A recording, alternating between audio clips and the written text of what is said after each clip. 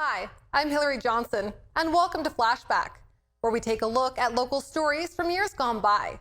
Today we go back to May 29th, 1998, when monster trucks invaded the Terrace Speedway to play in the mud and make some noise. Maliak is spoken in Tsimshian communities throughout northern British Columbia, and a young Prince Rupert resident has created a way for the community to know and learn about the language in a fun and easy way. With more on this story, here's CFTK TV's Divya Gill. They'll be installed and on display for everyone to see from June 15th to the 21st. For CFTK TV News in Terrace, I'm Hillary Johnson.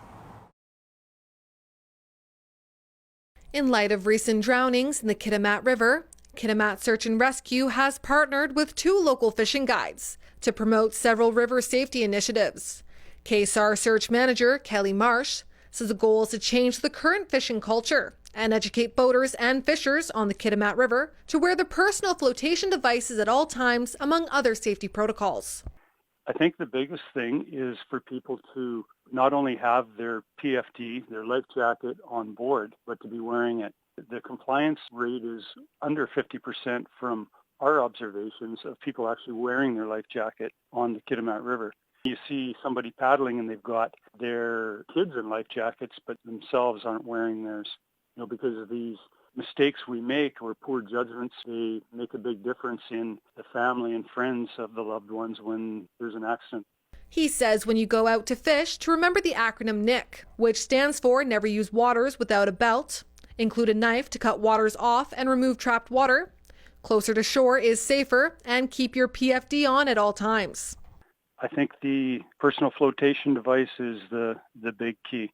We're not naive enough where a PFD is going to save everybody, but it is going to give you a fighting chance. And in worst case scenario, it's going to help us bring people who have an accident in the river back to their families. Marsh says with their high emergency call volume warrants reestablishing a swift water rescue team. The Emergency Management of British Columbia is currently reviewing the group's application that would see the team put back in place. Terrace Swift Water Rescue helps us out lots with river calls as well as the Kitimat fisheries staff. And I'm sure you can appreciate that time is critical in responding to a river emergency. So having our own trained swift water rescue team and getting to the scene maybe 20 to 30 minutes earlier can make a huge difference in the outcome.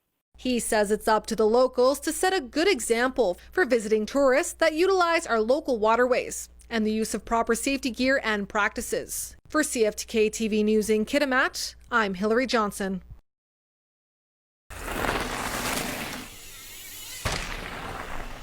Hiking and mountain biking are hitting new heights.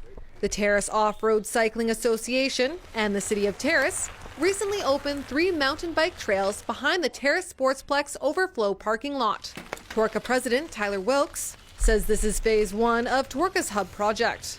We've been working on it now for about a year and a half, fundraising and planning and getting things ready. They were always here in the area, but not up to any kind of standards or safety, and they had some private property conflicts. So completely rebuilt them to modern flow trail standards, really geared towards family and youth, and made an up track so people can climb, ride up and hike, and provides an active transportation connection to the Birch Hill as well. He says that this will provide another accessible option for the active outdoorsman. So most of our trails are located on Terrace Mountain or out towards Steinhoe Ridge and the Spring Creek area. So it's a bit of a distance to get out of town. So this is really geared to being accessible to the community. It's right behind the rec center, so people can get here without a vehicle. Kids can get here after school. The trails are short; they're less than 1 kilometer long each, so it's easy to come in and get your feet wet on mountain biking and get out as much as you can. Wilkes indicated that since they were unable to host events due to COVID-19, they were initially concerned for a drop in membership sales. However, due to active social media marketing, sales have never been better.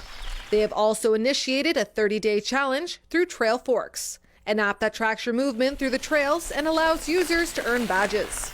There's prizes, draw prizes at the end of the month. So the more the badges you earn, the more days you ride, the more the challenges you complete, the more entries you get, and the better your chances are to win. All you need to do to participate is get your Torca membership and register on our website and download the app. There's instructions there on torcanorth.com. There will be more options in the future as Torca is working on the design and construction of a paved pump track, where riders can develop or enhance their skills. For CFTK TV News, I'm Hillary Johnson. Good afternoon. I'm Hillary Johnson, and these are some of the stories we're working on for our TV newscast tonight. RCMP are investigating a highway accident near Kitwanga, a suspicious incident near Topley, and a drugs and weapons discovery in Thornhill. Also, we get an update on the uptick in COVID-19 cases in BC, and earthquakes are recorded off BC and Alaska. Join Kathy Brooks for these stories and more tonight on CFTK TV News at 5, 6, and 11. Good morning. I'm Hillary Johnson. The Prince Rupert Council has decided to spend close to $800,000 to remove leftover Second World War fuel tanks at Moresby Park. Last September, the city removed Tank 3, and since then, removing the remainder tanks have been on the city's radar for a while. The contract is awarded to Tervita, and the Director of Operations for the city, Richard Pucci, said this is a pretty historic event. You know, these things have been around for over 70 years with bunker fuel in them, and it's an opportunity to remove all of that liability from in the park space. The city also received the Northern Capital Grant this year. A portion of that grant will go towards the project. A suspect accused of pushing an elderly Asian man to the ground at a convenience store in Vancouver has been charged with assault. Police say the incident, caught on surveillance video, involves a 92-year-old man who suffers from severe dementia. They say the suspect started shouting anti-Asian remarks at the man, some allegedly about COVID-19. Jamie Bezanson is scheduled to make a court appearance on August 10th. Conservative MP Michael Cooper says Finance Minister Bill Morneau broke the law. He and fellow Tory MP Pierre Poilievre had a news conference in Ottawa this morning to once again call on Morneau to resign over the growing scandal surrounding the We Charity. He claims Morneau has violated at least 5 sections of the Ethics Act. Yesterday, as he appeared before the Commons Finance Committee, Morneau revealed he had just repaid more than $41,000 in travel expenses to We. The committee is probing the aborted agreement with We to oversee a multi-million-dollar student volunteer program. Provincial Health Officer Dr. Bonnie Henry is tightening restrictions on bars and restaurants following a spike in new cases of COVID-19 since late last week.